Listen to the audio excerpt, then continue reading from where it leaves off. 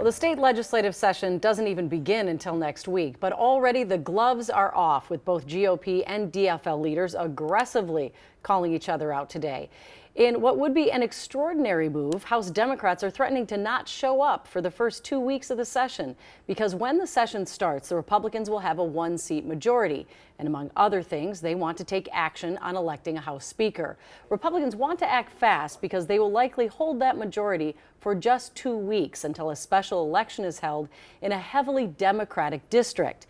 If the Democrats don't show up, they could prevent the quorum needed in the House to conduct business. And all of this hinges around that special election that we just mentioned for the Roseville area district. Danny Spiewak is live at the Capitol with details on the legal challenge over that election's timing. What a day already at the Capitol, Danny.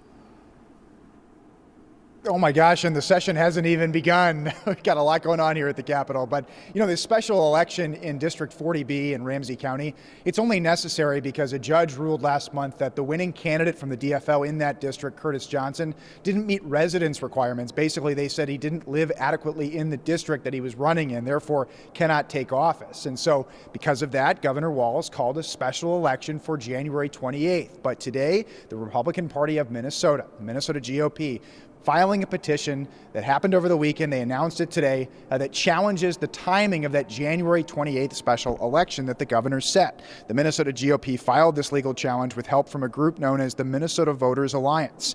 In the petition, they argue that state law says that the special election should take place 22 days after the start of the session, which would put the election sometime in February. The governor's office, meanwhile, stands by the January 28th date, saying the law requires them to fill a vacancy as soon as possible and that the current representative's term for that seat ends today. Basically, to cut through all of that, the two sides just disagree over the interpretation of the state law.